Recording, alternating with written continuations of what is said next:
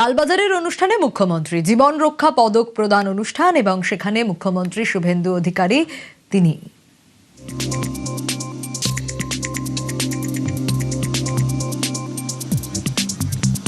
BJP জামানায় ঘুষখোরদের বিরুদ্ধে action, ঘুষ নিতে গিয়ে দুর্নীতি দমন শাখার জলে একের পর এক অফিসার, ফের করা বার্তা মুখ্যমন্ত্রীর।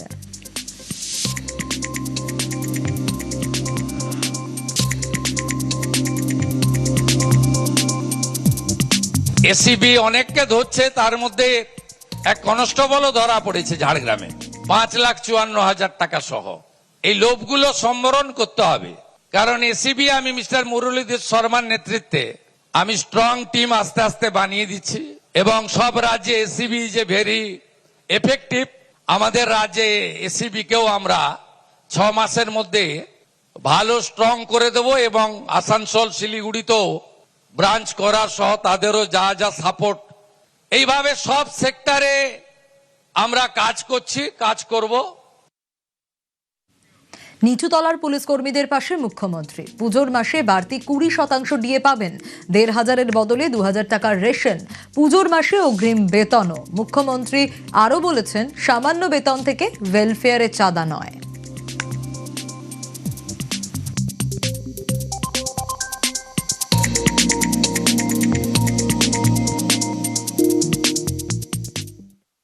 অ্যান্টি করাপশন ব্রাঞ্চ অ্যাক্টিভ হয়েছে।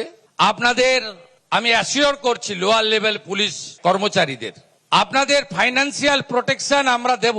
যেমন আপনি অক্টোবর মাসে রেশনে 1,500-এর বদলে 2,000 পাবেন, 20% ডিএ সহ বেতনও অ্যাডভান্স পাবেন পুজোর মাসে অক্টোবর থেকে। এখন 38% ডিএ হয়ে গেল, সেন্ট্রালের সঙ্গে 22% গ্যাপ। ঠিক সময় মতো সেটাও আস্তে আস্তে একটু অর্থনৈতিক স্টেবিলিটি এলে সেটাও করে দেব। 15 বছর বেশি যাদের হয়ে গেছে, জেলা পোস্টিং এর ক্ষেত্রেও ডিজিপি কে বলবো এইচএস এর সঙ্গে বসে পলিসি করুন।